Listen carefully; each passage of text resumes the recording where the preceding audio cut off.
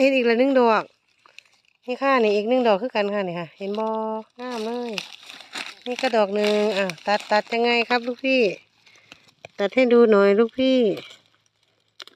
ปัดลูกพี่ข่อยใส่โซ่เห็ดดูโอ้งามมันกำลังขึ้นไหมเนาะแม่นบ่แม่นแล้วเดี๋ยวยังดีเดี๋ยวสิเหยียบเพิ่นสีเหมือนใบไม้เลย